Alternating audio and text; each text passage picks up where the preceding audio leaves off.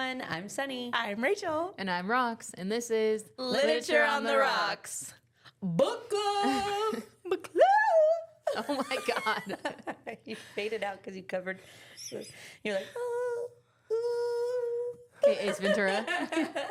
You're welcome. These sound techniques that we have here at Literature on the Rocks. We're professionals. Before we started recording, we were talking about if we wanted to get up Boobs. from our seat. Boobs. Oh. Yeah. Oh. It Well, that turned too. into boobs, Yeah. but if we wanted to get up from our seat to put on lipstick, and I was like, no, it feels like I'd have to take my seatbelt off and get out. No, I don't want to move. I'm already in spot. So then it went to, it's like when you are at home and you take your bra off for the day, and then you have to go do something. Yeah. Depending on what it is, I'll just throw a hoodie on and go if I can. Don't ever take my bra off. I shower with it.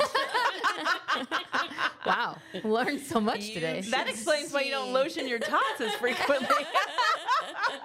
I don't shower with it, but that's the only time I take it off. Like, I'll sleep with it on. Not every night. Seriously? Yeah, not every night, but I don't often Is take it off. you don't like them, out free willy nilly? I don't. It tickles Oh. my belly button. No. Yeah, I feel like they do. I know that the ones I get are pretty comfortable, but Yeah. I understand, like, people are like, oh, it just feels so good to take it off.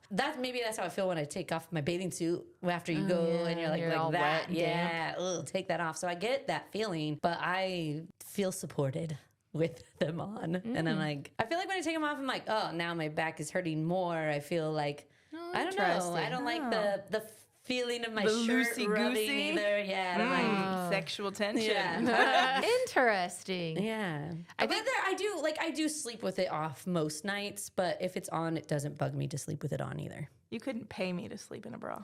I Actually, don't know I'll if I could refrain even that. pay It you. would have to be a heavy amount of money. But I feel like I don't know your bra habits, but I feel like I know them well enough to know that if I were like, I'll give you 50 cents to go braless today, you'd be like, done, I'm already done. you don't have to pay me, baby girl. Yeah. You're like, yeah, I got one on right now. Yeah. I feel like vacation, Rachel, Never. very rarely wears a bra unless we're going somewhere fancy. Even Vacation, Rachel. Interesting. I feel like even then, if it's something that potentially you don't need to wear, or like, oh, I have to wear strapless, you're going braless, not strapless. I have strapless on right now. You do? I do. Is it because, would you have preferred to not wear a bra today? Or is it because No, of because I'm wearing a crop and they will dip out the bottom. My shirt will rise and the teats will pop out. So I feel like I think that's all the rage right now, though. Honestly. A little bit of for underboob. my modesty, I wore a bra today. I definitely hate a strapless bra. If Oh I my God, can't, yes. If I can avoid a strapless bra, I will at all costs. I will wear the straps out Yeah. if it matches my outfit. Yeah. Because tube hell top. no. What color bra do I have that matches this tube Yes, top? to make it look like this tube top has straps. Yeah. Because Do they even call them tube tops anymore? what do they call them? I don't know. I just felt like I've never seen I don't know. tees. But I do feel like that feels like an old term. Oh, maybe. I'm showing my age. I don't Do think those young bucks wear tube tops? They have to because the 90s is back. Hold on, I have to read these because Google AI is naming some nasty strapless crop top, off the shoulder bandeau, or sleeveless tube bodice. Sleeveless tube bodice. What the heck? Oh my God, that's such a cute sleeveless tube bodice you Oh have my on. God, have you seen my new sleeveless tube bodice? The fuck? Actually, what I still do these days is wear my nursing bra. Nursing bra, yeah. I was And going to it's say like- training bra, but that's not it. That wasn't. You haven't training needed bra. a training bra in decades. I still have mine, actually. You wear still them. fits. I wear them as a nipple cover. Oh my God. I do have, like, when I was breastfeeding, I had these tank That tops had the- that had the, and they were more fitting to try and keep things together. Those I will wear to bed. Those are the most comfortable because Yeah. they offer a little support, but not so much that like wires or anything like that. Yeah, and if it's hot, like now we're in the summer months and it's balls dripping wet outside, Ew. Gross. I don't like I balls won't dripping. throw on a hoodie. You get Well, what you that's get. what I was going to say. It depends on the time of the year. Like, if I have to do it in the summertime, I'll just put a sports bra on. I won't put my actual bra back on. Oh, I won't. Yeah. put anything on. Because I could go actually nips probably out. live in my sports out. bras. I just want to say, I know we probably got a lot of men listening when we started talking about Dungeon Crawler Carl, but if there was ever a time to say that women were our core audience, this is right now, because we talking a lot of boobies. We talk a lot of movies. Hey, guys like boobs too. Yeah, that's I mean, they like them, but they're like, yeah, I have well, maybe some are like, ugh, finding a good sports bra is hard. I agree. All right, should we get into this book club? Yeah. All right, well, this is The Most Fun We Ever Had by Claire Lombardo. And if you are joining us for the first time, we do these book clubs. We have 4 of the same questions every single book club we do. And then the last 3 or 4 sometimes. This time it's 3. We make them specific to the book. Our first question is first impressions. What were your initial thoughts when you started reading The Most Fun We Ever Had? Did the book meet your expectations or surprise you? I wrote, it sounded like a cute book, but it was another book I didn't know much about going into it. I loved the style that it was written in. It felt poetic, it felt romantic, but without much of a real true plot. It ended up falling a little flat for me. Claire Lombardo wrote the people very well. She has a beautiful writing style, but the lack of setup, climax, and resolution left me feeling uncertain about my feelings towards the book. Ultimately, the book didn't necessarily let down my expectations since I didn't really have any, but I did discover it wasn't my jam. Speaking of, what were our ratings?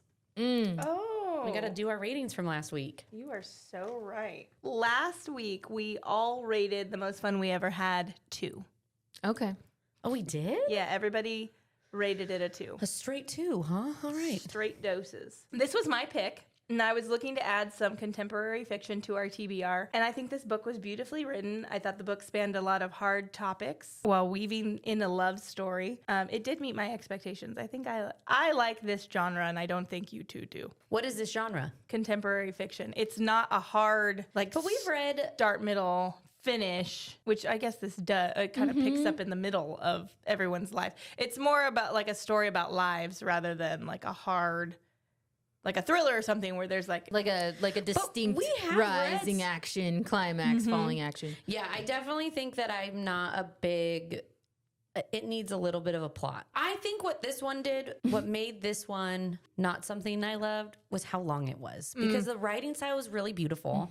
The characters I enjoyed learning about, but I felt like so much of it dragged on and like nothing was really riveting enough for me to be that engaged for that long. Yeah, there was a Right? lot of detail that like maybe didn't need to be there, I feel like. Like I got the gist of most of the concepts and the people and whatever, and then I feel like maybe they could have taken out 100 pages. I feel like though it was written that way, it's like almost like a classical book where there's like lots of alliteration and symbolism and things that are woven through the story. Yeah, I could see But that. I feel like we've also read some contemporary books that I enjoyed. I'm trying to think of them now. I mean, I guess some of them I guess I'm like thinking The of are- Wedding People was Oh, yeah, I contem- really liked that one. that was a good book. but Oh, that, that one was felt what like we it can had look a at. plot. That one, That's what I mean. That one it was about a specific section of time, and it ended. I feel like this one is more of This is like this is their us life. of books. yes. Because, yeah, I don't think contemporary fiction is all just, there's no story. It's just the life I of think these there was people. a story. What was the story about? It was about the family. The Yeah, life, what about the their family, life. though? Like just to, I feel like if it's just like we just got to know characters and then the end. Okay, Right? if It wasn't I like, had But to I think say there was this- other stuff going on. It was about the adopted child that came into their life and kind of upturned everything. But in the process, you learned a little bit about how they got there and why the emotions of this whole thing is so catastrophic, right? Like, where are all these high emotions coming from? So you learn the backstory, but then the forward motion is now we have this child that we have to navigate.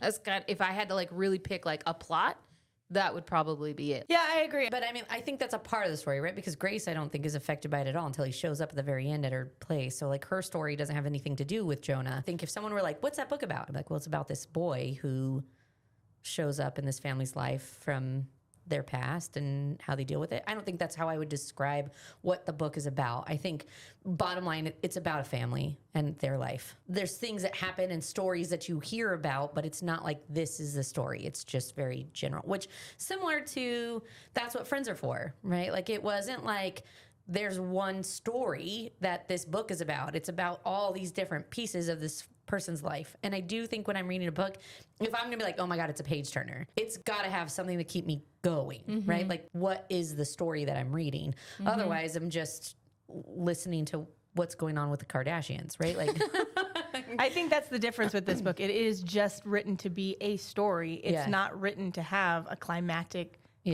part to it, which I guess David having a heart attack kind of was, but yeah. it's more of a story. I truly do think it was written beautifully. The characters were really good.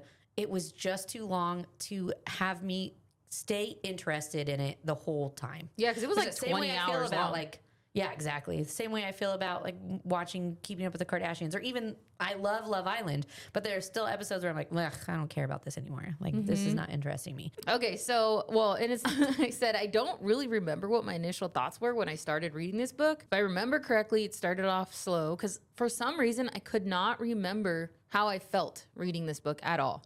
And maybe it's because I didn't feel anything. I felt very confused. There were so many people. Oh, yeah. I was like, who is who? You had a study guide. Yes. So it started off slow and it took a minute for it to really get going. There were just a lot of everyday situations that felt real. It wasn't overly dramatic. It just felt like life. So overall, I thought it was a decent read, which makes sense because I rated it a 2, and not a bad experience by any means, but probably not that one that's going to stick with me for years to come. It's not going to be that book that I'm going to go, oh, you know, the book you need to read is... And I remember talking to Rachel about it going, what the hell is the title of this book? Because I could not get it. I was still mess it up. The most fun, what? It is a very long title. Yes.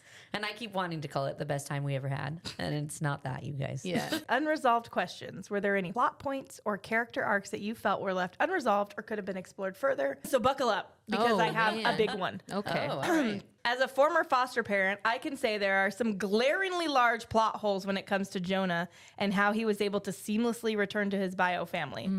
Where the fuck are the social workers, the home checks, which they do happen to do even if you're going to live with your bio family? They happen. Violet would have had to lose her parental rights for Jonah to have been initially adopted. She doesn't magically get them back. So anyways, -1 point for lack of accuracy.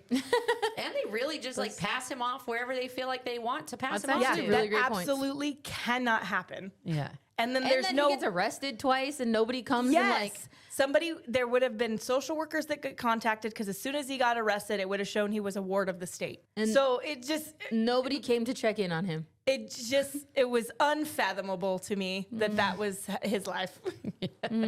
That's a great point. Yeah. I never even thought about it because all I said was, no, I feel like everything was tied up pretty well. Though, and I know I've said this before in a previous book club, but the more we talk about it, the more I just take the book for what it is. I'm just that reader. I don't finish the book looking for meaning or wondering what happened after the last page for the most part. I take what the author gave me, enjoy the story they wanted me to tell, or they wanted to tell, and then decide whether I like it. Okay, mine is short, and I think I was a little bit bitter when I was writing this. I feel like I need to, once I read it, I'll read what I wrote, but I do feel like I need to adjust a little.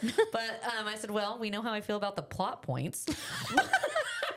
But I enjoyed the characters. Well, actually, enjoyed might not be the right word because some of the characters bothered me too. Yeah. Actually, when I think back now, being a couple weeks out from finishing the book, I don't know what I liked about any of the characters.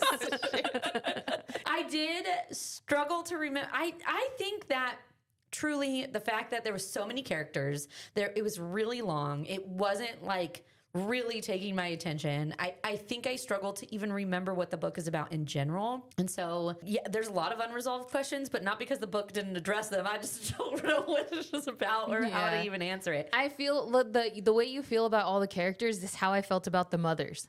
I started that book like 3 times because there were so many characters in the beginning and they all had so many like very specific roles in the book that I was like, shit, who is that? What happened? Damn it, I got to start it over because now I don't know Who kicked their baby on the bus? Yes, and why are they upset? And she's mad at who? Gosh, dang, you know.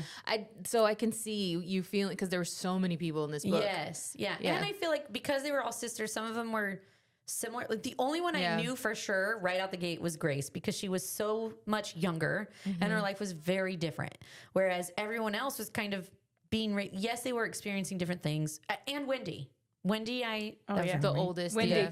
like Wendy and Grace, I could identify. Yes. Liza and Violet, I think once I started learning what they were going through, Yeah. I started to kind of recognize it, but especially at the beginning when it was just like 4 sisters, youngest, oldest, and the 2 middles. I'm like, which one was which? Which one? Wait, was the oldest one getting married young? It was confusing to me. So that was my unresolved questions. Alternate ending. If you can change one thing about the ending of the most fun we ever had, what would it be and why? It just said, I don't think I would change the ending. It was simple, a family spending time together. But that's exactly why I think it resonated with me. This is the only part that I feel like I actually had emotion, was like, oh, I'm feeling it now. Which was what was the image of like Marilyn and David sitting back and reflecting on the life that they built while their family sort of laughed and enjoyed each other's company in the background. It wasn't perfect. The tensions were still there and not every problem had magically disappeared. But for that moment, everyone chose to be together. There was something kind of really beautiful about that, no matter what has really happened in their lives, right? And so I really thought about it and reflected, and it's kind of what I hope my life looks like in 40 years. You know, a house full of laughter while my husband and I sit back soaking in the fruits of decades of hard work, sacrifice, and love. I don't expect life or family to be perfect, but if we can all keep choosing each other through every season, I'd consider that a pretty successful life.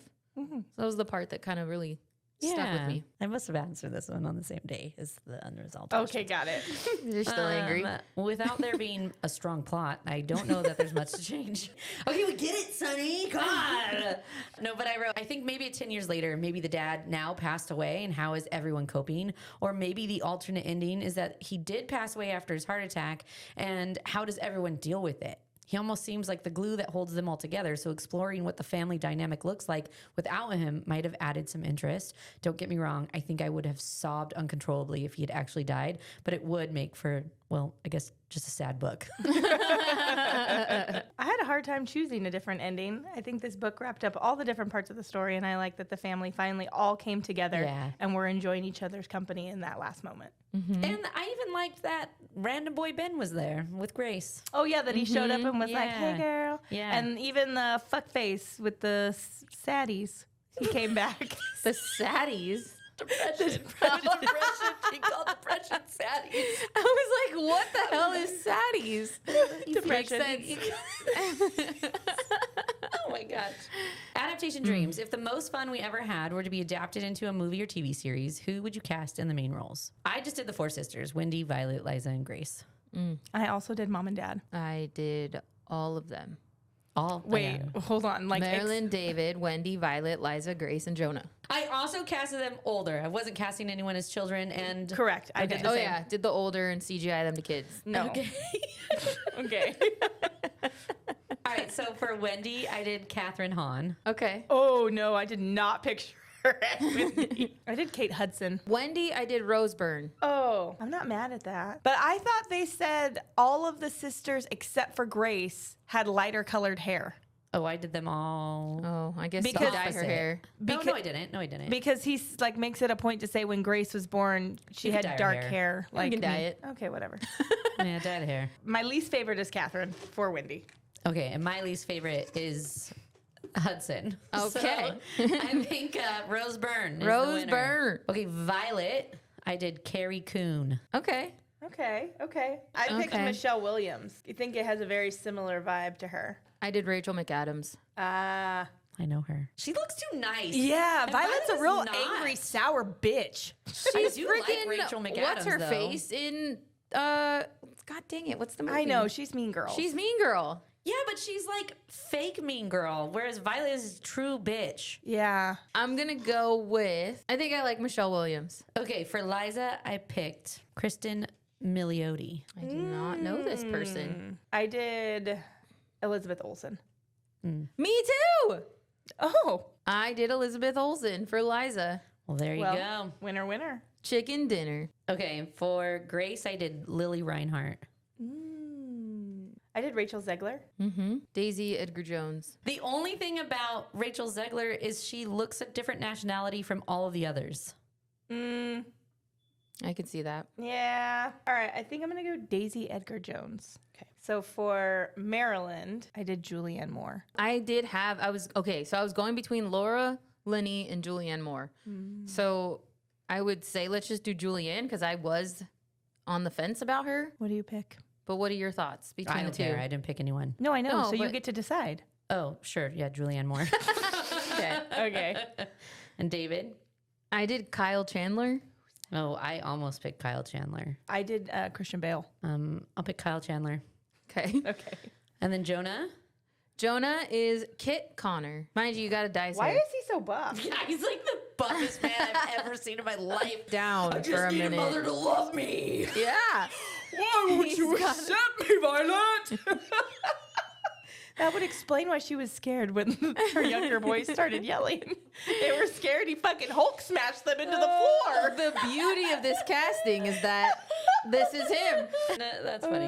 All right. Okay. So Kit our Connor. ice drop is Wendy is Rose Byrne, Violet is Michelle Williams, Liza is Elizabeth Olsen, Grace is Daisy Edgar Jones, Marilyn is Julianne Moore, David is Kyle Chandler, and Jonah is Kit Connor. Okay, the familiar sister. The Sorenson sisters are all navigating life in different ways through ambition, relationships, motherhood, anxiety, and figuring out who they are. Which sister felt the most familiar to you, and what do you see in her that reflected a part of yourself? I couldn't fully envision myself to be any of the sisters. I thought Violet was too self-centered. I think Grace was just too young and lost in the world. Liza was too not confident. Okay. And I think Wendy was a bit of an asshole, but I think Wendy might have been the closest. However, she was much bolder and more defiant at home than I could have ever been as a teenager. I do resonate with how she fought for the life that she wanted. And I do see how her tough exterior could have been viewed negatively by her family, but she was also so very sharp most of the time. I agree with you in that, like, I had a hard time identifying with any of them. But then the more I sat and thought, I was like, okay, maybe I can find pieces, right? So I saw a little bit of all four sisters in myself. So I've had seasons of ambition, seasons of anxiety, season of plenty of moments where I was trying to figure out who I was. So I think the book did a great job capturing experiences and emotions that most people can relate to at some point in their lives. So right now, obviously, I'm in the early stages of motherhood, so I naturally connected with those parts of the story, but not because my experiences look like theirs, but because just becoming a parent changes you in ways you don't fully understand until you're living it. I've also been the sister who moved away and felt disconnected from everything happening back home. And I've been the one quietly dealing with things internally instead of talking about them. And looking back, there have been so many different versions of me over the years. Moving away, moving back, changing jobs, cutting my hair, starting over. What resonated most wasn't one specific sister. It was that none of what they went through felt completely foreign. I didn't always relate to their circumstances, but I understood the emotions behind them. So ultimately, all four sisters were measuring themselves against what they believed life was supposed to look like by using their parents as the compass. I don't think I've done that with my own parents, but I have looked back on different seasons of my life and used those experiences to shape the person I want to become. In that way, I connected with all of them. Yeah. I think similar. I think there were different pieces of each sister that I felt I could relate to. Wendy says in one part of the book, we're allowed to feel angry when we are deprived of things that other people take for granted. Wendy felt like an angry person to me, and while I can't relate to that piece of her, I can relate to going through something that makes you want to shut off the world. That line was probably my favorite line in the book and made me feel connected to Wendy. However, Lexi dealing with how to love someone going through depression was also something I could relate to. Or Violet feeling like she had to live up to being this perfect, put together person in the family. I think I can go through and find a piece of every character that I felt I could relate to, but not one of them as a whole. Becoming your parents. As the sisters get older, they begin noticing pieces of their parents in themselves. What's one trait you've noticed yourself developing that reminds you of one of your parents? Is it something you're proud of or something you're actively trying to change? Said, I mean this with the utmost respect and love for all of my parents. And then in parentheses, I have a complicated, not complicated to me, but family dynamic. But I've worked really hard to become my own person and build a life that feels authentic to me. As I've gotten older, I don't know that I've noticed myself becoming more like my parents, and that's not a good or a bad thing. It's just that I've been intentionally creating my own path. That said, there are qualities I hope I've inherited from all of them: ambition, unconditional love, and grit. Becoming a parent has also opened my eyes in ways I never expected. Some things make more sense now, and some things I still question. Some things have actually helped me heal. More than anything, it's reminded me that my parents were figuring it out just like I am now. I can't blame them for being human, but I can choose what I want to carry forward and what I want to do differently as I raise my own daughter. Yeah. I wrote, there are both good and bad parts of me that I definitely picked up from my parents. I'm stubborn, and I definitely got that from my dad. I'm sympathetic and can be pretty emotional, which I got from my mom. And those are obvious ones to me. But there are a lot of other not so obvious ones I seem to be finding more and more of as I get older. While I don't think any of them are bad things I'm trying to change necessarily, I do think I often try to put them in check. I don't think being stubborn is bad, but if I'm so stubborn that I don't want to hear anyone else's opinion ever, I'm doing myself a disservice. Or if I find that I'm worrying about others more than myself, I can start to become a bit codependent and need to actively check my feelings and understand what it is that I actually want for myself. Overall, I think I like myself most of the times.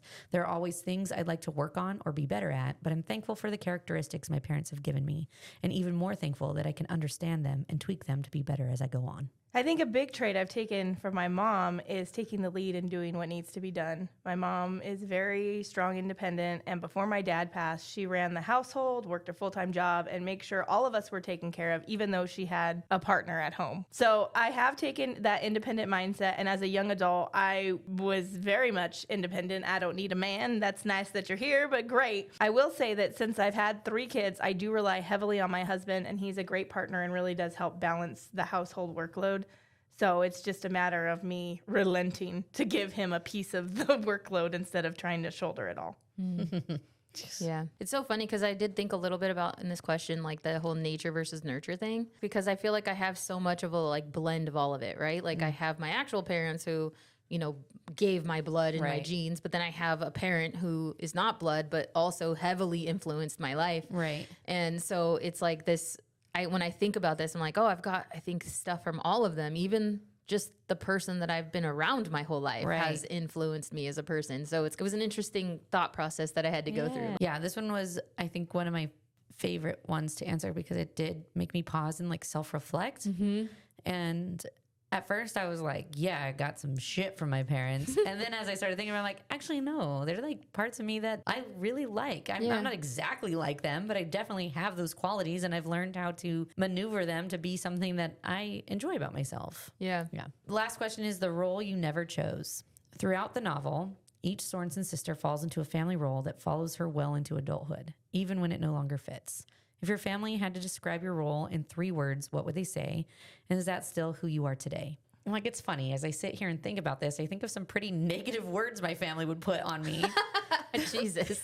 I had the same thought, I will say. I was like, that was exactly that's like where I went, right? Yeah. Things like stubborn, know-it-all, perfectionist, go-getter, controlling, which might say more about me than I think that's how my family views me than it actually says about my family. Yeah. When I think about what my family sees, I do think they see me as someone who won't settle for anything less than perfection, and I demand it from others. It kind of makes me sad to think about it, though.